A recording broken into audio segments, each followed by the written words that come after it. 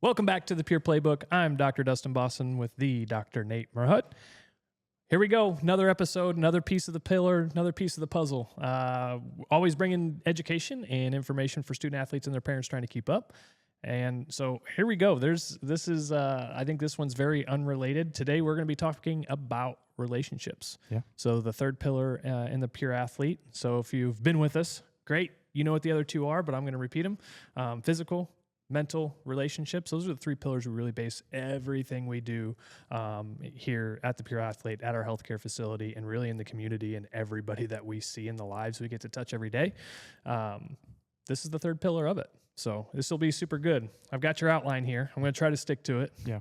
There's a certain component of this one that we just in general, anytime someone comes in, there's a relationship that's built with that athlete and with the parents, with their coaches, with other healthcare providers that they're also seeing. So there's that component that just automatically happens with this pillar. But what we're going to get into with the podcast today is mostly outside of being here and who's involved in those relationships, whether it's coaches, family members, parents, mentors, and other people that aren't necessarily inside the four walls of the Pure Athlete and what we're doing here physically. So there's a lot of different dynamics in this too. So we're going to we're definitely going to be taking this a lot of different ways. Right. But the number one thing with the relationships and why we want to talk about it is because emotion clouds all judgment. So whether it's emotional like drama or whether it's competition or whatever it is, life's going to throw at you a lot of things, and there's a lot of different emotions in it that literally affect relationships and communication nonstop. Right. So that's why it's a big deal. This is also, it's almost interesting because the physical, then mental, then relationship pillar kind of in that order. What the relationship pillar stands for is something that even, if after they're done being a pure athlete and move on into life, this is one that really carries on the rest of life. The mental side also, there's certain pieces of that that carry on as well, but this one for sure is just never ending in how you approach it, and the relationships literally that you make through this pillar is what gets you to where you need to be in life. Yeah. And from a healthcare perspective, we'll wrap that all in too. So let's do it. Yeah. So let's just start with one of the big ones where coaches is kind of a main topic when it comes to relationships and what type of relationships student athletes have. If you play on a team, there's going to be a coach. Yeah. And that has to be one relationship that develops, should be in a positive way to basically give the athlete the best potential within their sport. And let me just go ahead and say this and cut you off here too, because we just talked about how we wanted to start this thing and you went straight into coaches. And then if you're an athlete, there has to be a parent involved as well. So one of the taglines we say as we continue exactly where you're going with this is there's two people that these athletes don't listen to first. And I'll give you guys a second to figure that out. You got 3 seconds. There's two people that these athletes don't listen to first. Parents and then coaches. Yep. The relationship gets so close. We've talked about this a little bit already, but that's where we're going to be coming from too, because that relationship matters. We need to honor that with the athlete as a parent or as a coach, and the athletes need to learn that sooner. And it's so funny when we have these athletes come in here and I say that and they're like, yeah, you're not wrong. And the parents Mom are like, and Dad are somebody laughing. else said it. Yep, finally. So coaches, go first. Yeah. Well, also along with that, before we get into the coaches, is because those are the two people that they don't listen to first, we're someone in our shoes and in the scenario that we're in that hopefully they at least start listening to us and the recommendations we're giving them. And usually their mom or dad sitting right there and said, I just need someone else to tell the same thing that you just told them. And we've literally had that conversation. And a dad told me, he's like, he needs to hear it from you, not me, because he already heard it from me. Right. And so there's how that relationship dynamic occurs. But with coaches, in a sense, they're supposed to be a role model. They're supposed to literally coach you physically. Ideally, we would want them to coach you mentally and even from the relational side. So if they... And some you don't. Yeah. Well, that's true too. But we've all had... Anybody that's played in sports has had coaches that are better than others. And there are certain reasons for that. And sometimes it's just that, we needed a head coach and my son was playing on the team, so dad's going to be the coach for that team, and they get thrown into the mix. And whether they had any formal training on what to do or how to do it, they might have played the sport previously. So there's those scenarios where certain people are coaching, and then there are other scenarios where it's literally something they've done, their whole life, and it's their full-time job, and that's what they do, and they're good at it, and they put the time and the effort into it to make themselves better so that they can make their players better too. So I want to speak a little bit on an experience that I've had with coaches, but before I get into that, I'll let you talk a little bit on the coaching aspect of this pillar. Yeah, the from the coach's perspective, either from the athlete or the coach's perspective, I'll kind of try to wrap it up pretty quick in there. Well, you're a coach too, just so they know that you're also coming from that perspective where you do coach currently. And if you go back and you look at my social media and you look at our, you follow us on social media, whether it's the Pure Athlete or my personal, I literally just made a post on this a couple weeks ago and we talked about another one where I quickly fell into the coaching aspect of right. Like I want it, I'm competitive, and my emotion clouded judgment. But I am coaching a 7-year-old hockey team, and so that's been good. But the thing is you're not always going to have coaches that are the best coaches. You're not always going to have coaches that you vibe with as an athlete or a parent. Doesn't mean they're less of a coach. There are not so great coaches across the board, but at the same time, it's like that's life. You're not going to have great bosses. You're not going to be an entrepreneur where everything goes right all the time, and you have great partnerships and, whatever the case is. And that's why we want to talk about it sooner. So how you deal with these relationships from an athlete or parent of a student athlete perspective is very important to instill into the kids, because it's like, look, you might not like them, but here's what they do well, and start pointing out what those coaches do well, whether it's communication, whether it's drills, whatever it is. And you're going to have coaches that you like, and then it's like, okay, how can I help them be a better coach? Great person, need better so there's so many different dynamics to think about. One thing I want to encourage everybody to do is, no matter what coach is on the sideline, in the dugout, whatever it is, give them grace. Yes. Because that might be the parent that just stepped up to do that. And maybe the emotion has gotten to them and they want it more. They don't know what to do, and they're a little standoffish, or they're a little over the top. But at the same time, instead of like, oh man, like somebody else can always step up behind them, and not behind them, beside them, and say, hey, is there anything we can do for you? Or, hey, can we have a conversation and communicate? Because grace is also not the easiest thing to give, or like it's not always rainbows and unicorns when you go to have those conversations. So if maybe a coach needs a conversation of like, hey, we can probably do this a little better, or hey, I know you're struggling and need help with, or whatever it is, lead with grace first, because they've either chosen or they've been put in that position. And then there's going to be that smaller percent of like, okay, maybe this guy or gal needs to go, but lead with grace first from that perspective for sure. Yeah. So the direction I want to take with coaching is that I've had good experiences and bad experiences with coaches. Where the bad experiences have come into play is that I've had a coach once that he more so played favorites, and that impacted on where you played and the positions and the playing time and all that. And it literally came to the point where there were other parents and other people outside saying, why isn't he playing here? Why do you keep pulling him out, or that kind of thing? And it's like everybody else is seeing where the talent is, and not saying that I was the best or anything like that, but if other people are coming in, yes, there's that dynamic between the coach and the outsiders, in a sense, other parents. But it literally got to the point where there was that headbutting, because in a sense, he was just playing favorites and putting who he wanted to where he wanted to. And we can get into the politics of it all, which we won't, because that is a whole other podcast of it. But unfortunately, because of that scenario and situation, it was one of the reasons why I didn't want to play in college. And one of the reasons why I didn't pursue and look into certain opportunities from that.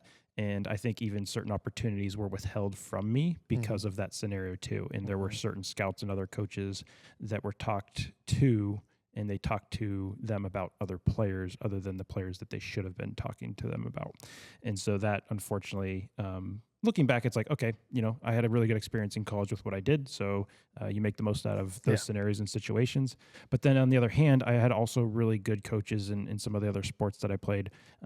And those relationships, I could go back, and if I were to go back to my hometown and, text or call or email or show up at an event, and literally they would be super excited and very open arms to see me, and it would make me feel good. And the interesting thing is, with the relationship I had in the sport that I was worst at, I had the best relationship with the coach. Mm-hmm. The sport that I was the best at, I had, in a sense, the worst relationship with the coach. And the good relationship turned into me personally deciding not to play my senior year in basketball, and the coach gave me the opportunity to be the team manager and travel with the team and do scorekeeping and all that kind of stuff. So I had more fun doing that because of the relationship that I had with the coach and the opportunity that he gave me. And what I'm getting at is, because of the relationships you can create with coaches and everybody else in the community, and the pillar that this is that we want to emphasize is, by having the relationship, it opens up other doors to other opportunities that might be a better fit for you. Mm-hmm. And that's literally what happened to me, and I really enjoyed it. And even to the point where I was able to give a senior speech as the team manager at the basketball banquet. And it was fun just because I played basketball with those guys from a young age all the way through. So just to be with those guys was something special to me. Yeah. The last kind of one of the last things on this is I'm going to have producer Sam make a check mark that this is going to be an in-depth conversation, a whole nother podcast on maybe how to deal with, coaches good and bad. How do we go further? But the thing that I want to leave this section off with is, there's also a component too that I wish I would have known sooner, and that we both can probably agree we could have had a hand in and done better with, that athletes and parents of student athletes need to know and instill in them, is, how was I involved? And that's kind of sometimes, oh, well, but his son was on the team and he just wanted him to. I hear you. I hear you. However, why was it you? Is it you feeling that you've been called out that way? And if it actually is you, it's like, no, it's clear as day. Great. Then why you? Right. How was I involved in that? Was I trying to over-exude knowing that it was his kid? Was that even a real issue? Was my attitude in such a way? Was he trying to prove a point to put me to the side? Did I need even the smallest portion of that to be like, whoa, kid, you need to, your attitude's in check, your whatever it is. Right. There's a level of that can be, and that's okay. We're not saying to put blame on yourself, but it's like, hang on, let's look in the mirror.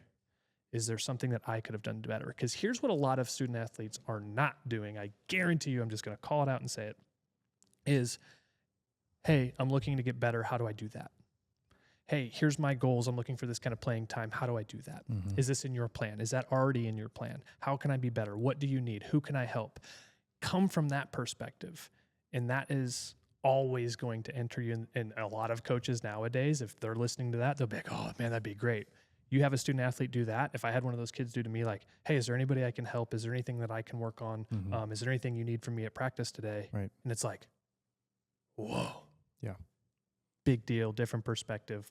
Put that on the docket. We can talk about that, but keep that in mind. I think another checklist item is literally even the dynamic of coaches. So if we're looking at a football team, there's multiple coaches on the team, and sometimes head coach is the one that's kind of overall encompassing of everything of what the team should be doing. And maybe some of the other assistant coaches and other coaches are creating more of the relationship side on individuals throughout the team. So the wide receiver coach might be able to connect a little bit more with the wide receivers and get one-on-one with them. So I won't get into too much more detail there, but that's also a dynamic that I think Sam escaped to go get sticky notes. The stickies. Let's keep rolling. We can So go. yeah, now let's move into the team dynamics, because there's the relationships you create with other team members, and we can even go as far as other team members that you're competing against in other schools itself. So the team dynamics, how does that play a role in relationships? One, just in life, and then two, how it impacts you on the field. Allow the team in 2 minutes or less. Yeah. Allow the team dynamic to continue to make you 1% better every day as a person. And so that you can quickly go into, treat them well and be a leader and all that stuff. And yes, very, very important. But in like a one-liner, and I've thought about this for a while, and I'm my son who's 7, and I've got a 5-year-old coming up now too, in hockey and golf and soccer. Those are the 3 they want to play and race. My daughter in dance, same thing. It's like, allow them, because here's the thing is, we talked about this yesterday. Everybody's replaceable. And if you don't have the right mindset of that and what that looks like, everything's a competition for you. So if you can create a team dynamic that everybody understands, or at least you, the student athlete, can understand, like, let the starting lineup, let that, whatever, that's the end goal. I want to start, I want to play. Let that end goal take care of itself. Because if you allow the team dynamic to build you and you are continually better, in words of Kobe Bryant, I just wanted to show up every day and be better than I was yesterday, every day, no excuses. And if you allow the person who is also a second baseman, who is also a forward, who is also a point guard, whatever it is, if you allow that person that you think you're in competition with be a competition, there goes team dynamic, and you're not allowing yourself the best version of growth. It is a competition. Don't hear what I'm not saying. But if you allow that person, like, guard Kobe every time. Like, allow that person to push you to be better every day and know that you're on the same team. And at the end of the day, if you can let whatever happen, you're going to be better off for it. You're going to be pushed to be bigger. And if you don't end up in the starting lineup, congratulate them on the portion of it and let them know that you have their back. Yeah. Because if you have that team dynamic where, in the words of Mike Tomlin, next man up. Yep, I was going to say the and same you have thing. the standard of that, and we instill that in the student athletes. One, it's not going to matter. Like, talent, there's a talent pool that is what it is. And if you're on the top of it or in the middle of it, so be it. But if you have the mindset and you have the team culture of next man up, and no matter what, I have your back, or no matter what, they have my back, right? Team dynamic goes through the roof. Yeah, because when that starter goes down or there needs to be a substitute in and you're the next man up and you don't perform to what you need to be performing to keep the team going in the direction they need to be going, then, you're not holding your own weight. And let me play the reverse real quick just to solidify at home. And a lot of you already know what I'm saying. And I mean, I'm not going to leave it to chance, though, is if you do the exact opposite and you got to fight for your position and I've got to fight and he's going to go down and I'm going to make him look stupid and I'm going to cross him over and break his ankles and do all this, like, yeah, do that, but with the intention of making them better. Because if you make it a competition and if you're going to be so hell-bent and determined to focus on the wrong thing, wrong mission, it's going to affect the entire culture and say, guess what?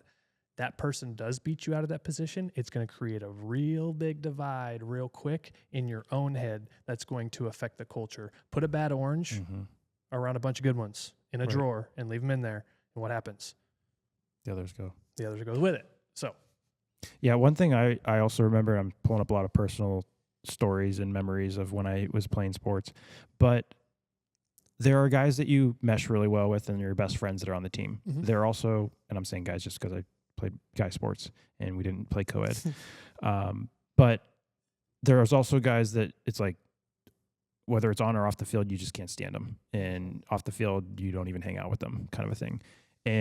But the cool thing about that is I specifically remember scenarios where there were a couple guys that I just didn't mesh with well on or off the field. But when it happened to where, and I'm going to relate this to soccer, where I scored a goal and the assist was someone from literally the guy that I just don't care for, that alone, and to put your differences aside to have that happen on the field so that the team can succeed and win in a sense, that alone just feels 10 times better than if it was your best friend, because you realize that he had to overcome that to be like, I'm going to be unselfish and pass the ball to him so that he can score and have the glory. And that happened multiple times with players that just, you didn't mesh with or weren't necessarily your best friends off the field. So putting that aside, and like you said, at the end of the day, you're on the same team. The goal is the same for all of you, whether you like the guy or you don't. Right. Yeah, it's there's so many things that go through my head in this, because this is something that everybody deals with. I've dealt with, you've dealt with, we've all dealt with. And again, like, giving this access sooner and giving some of this perspective sooner, because here's the other thing too, is you don't know everybody else's story either.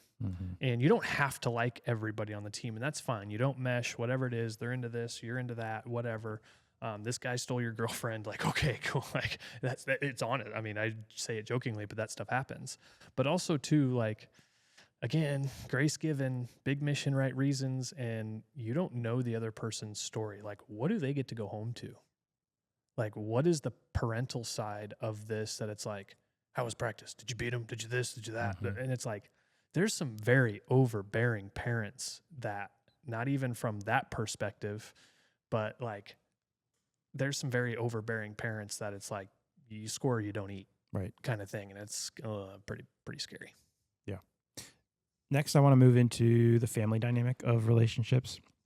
And I will start it with how family can impact both positively or negatively in different situations in sports. And that Mhm. could be whether you're after the game and how your mom or dad responds to a win or a loss.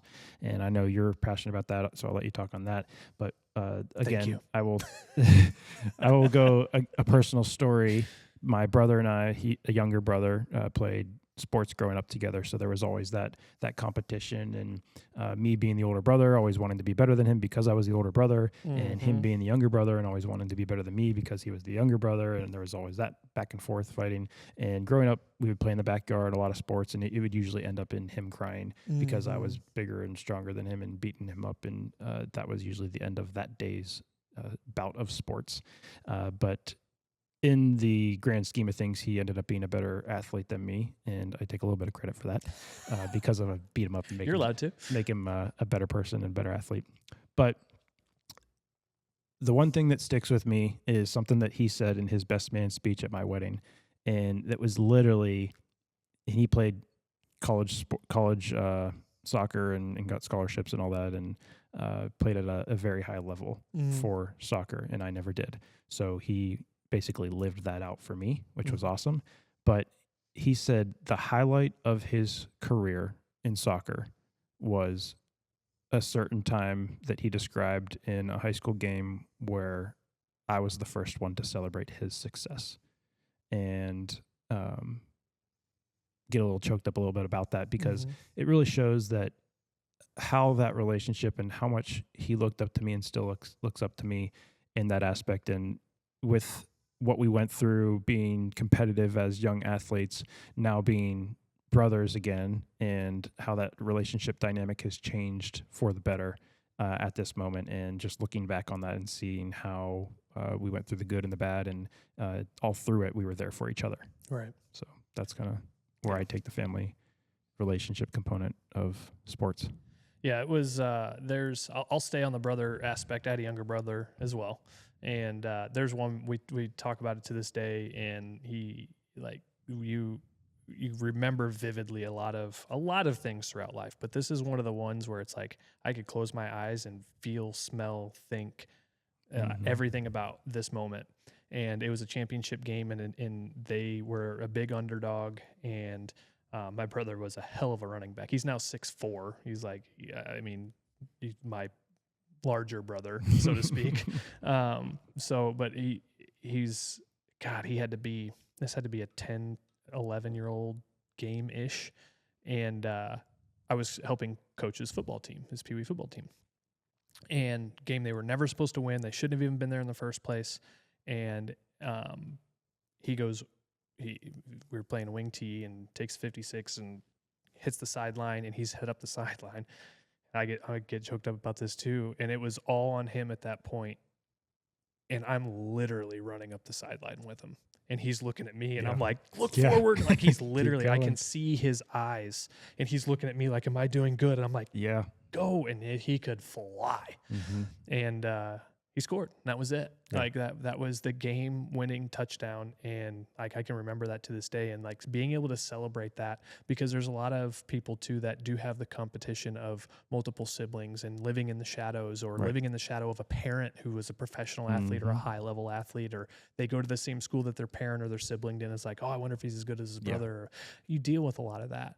And so keeping in mind, like, family is the biggest thing, and advocate for them and push them. But just know, like, your siblings and your kids are different across the board, and how they respond to things, and myself included, and Brett included, and my two kids, my two boys, at least Leighton and Kenton, it's, they respond to things differently. And to try to keep that divide out of that and don't let that become an internal competition where I've got to be better or I've got to live in shadow, can be a big deal. And so, and then from the parent side, you know, the relationship at home side too is, you know, there's times where, you know, I've heard of things like, you know, oh, you went 3 for 4 with 3 home runs. What happened to the 4th at bat? Right. It's like, holy cow. It's like 3.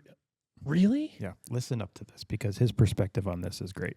There's so many things like that happen that, you know, 3 for 4 with 3 home runs. And and now you're embedding a situation where you're chasing perfection or you're chasing an inanimate object that doesn't even exist. It's like Hall of Famers do what in most sports? 33% of the time, it puts him in the Hall of Fame. I don't care. Like, what if a NASCAR driver won 33% of his races? Unheard of. Right, exactly. You know, batters in the MLB, you know, 33% of the unheard of. Scoring 33% of the touches in soccer, unheard of. Yeah. Like, there's no way. But it's like, you know what? All we ever want to do as student athletes is make parents and people proud and give them something to enjoy. And to come at it from that perspective is a lot of weight, and you literally have now taken a student athlete and made them a statistic versus a person. And then it's just like, okay, what is good enough? Like, I don't know how else to do better at this point. Right. And it can be very deflating personally. And, you know, some people go through that, and I don't think it's meant to. Again, emotion clouds all judgment. And the people who are closest to you want you to have the ultimate success, and they feel bigger. They feel more protection. They feel like they want to protect you more. They want to push you more. And it can come from a perspective in a young student athlete that can be very, very damning very quickly. Yeah. And so that's tough. And so keeping that in mind too, and how we talk to them, how we speak to them. So then it's more of like, you know, lead with great job. Like, man, so awesome. The Oreo effect for sure. And it's like, hey, awesome job. What a game. You hit 750 today. Yeah. Like, and 3 of them were home runs. You had 4 RBIs and, you know, whatever that case might be. And then it's like, what did you do well today? What would you like to do better? And how do you make that happen? And then I've kind of added a 4th. Who else on your team should we celebrate today? Yeah. Because there's always somebody, whether they're the best player or the worst player, that has exceeded what they usually or normally do or need to be celebrated that might not be getting celebrated. But having that knowledge and vision of what are my teammates doing and instilling that as a parent to, you know, and what do you need from me? And then as this happens, we do this after practice with Kenton right now, and we do it with Leighton too. And I'll have to move my headphones, but I saw this from somewhere else. But like, we'll be in the truck going home, and it's like, we'll talk about that. And it's like, man, you know, talk about his player card, we call it. You know, what did you think you scored? You wanted to be 89. He's like, well, you know, I think I was close. And then it's like, okay, do you want to have an honest conversation about it? Yeah, I'd like your feedback. Cool. And then after it's all said and done, I take this off, and it's usually this hat, and I go like this, and it goes on the dash, and I'm dad again. And that's it. Like, he knows, and I know, and we both have to honor the fact that this is what dad wears when he coaches, and now he's not. So he's not Coach Dad. Right. It's over. Yeah.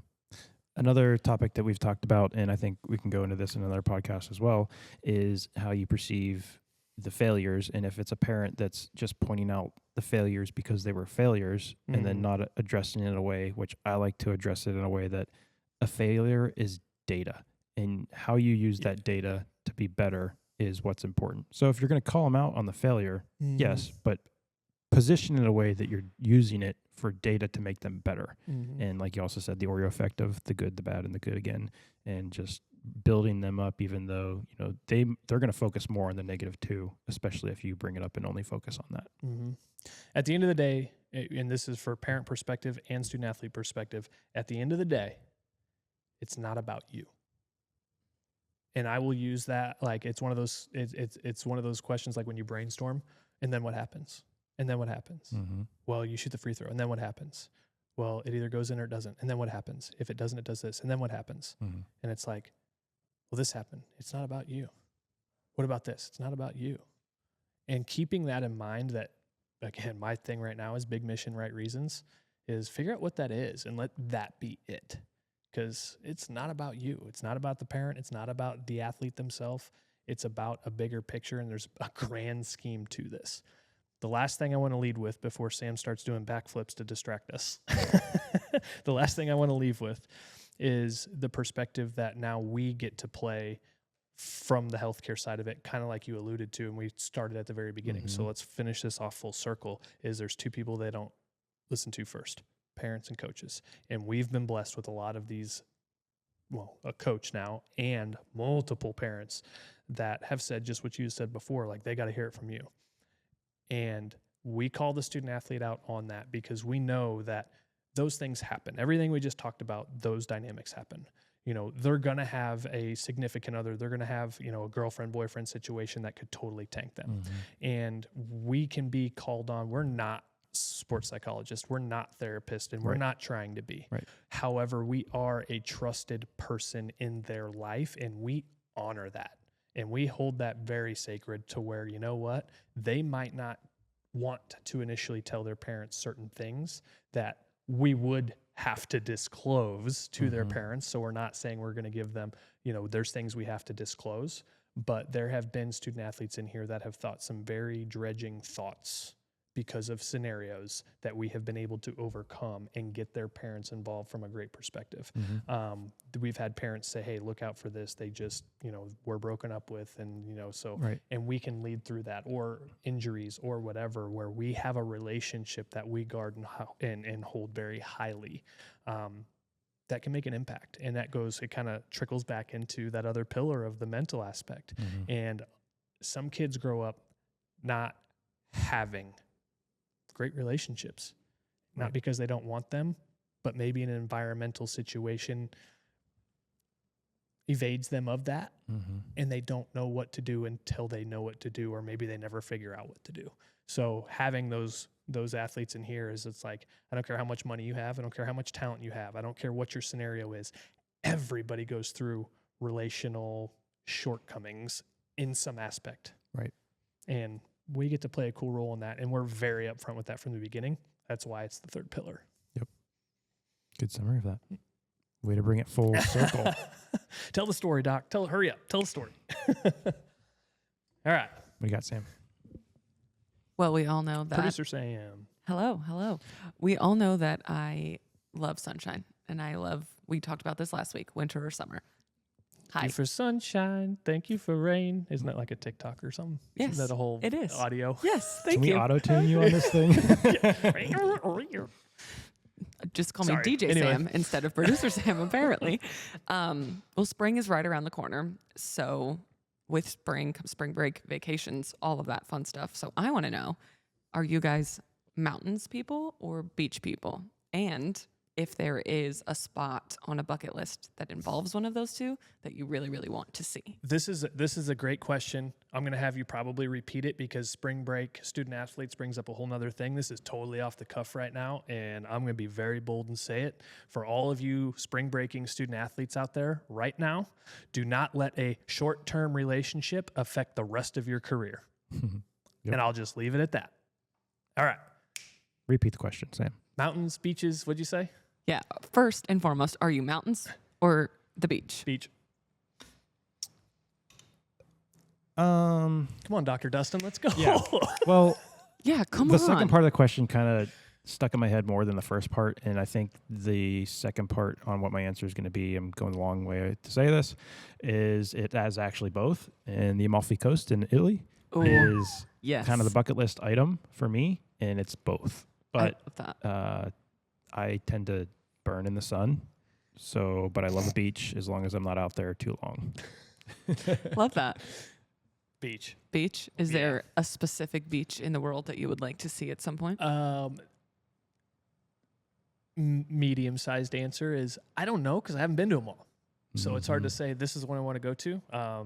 Having family from southern France, I don't want to say South France, but I've always wanted to go Mediterranean and get that Spain, France. Yes. And then Erica's dad's from Greece. She has a dual citizenship in Greece. Everybody's like, oh, Santorini. It's like, no, exact opposite side. It's in Preveza. It's a port city, Preveza, Greece. So shout out to the Beavises on that.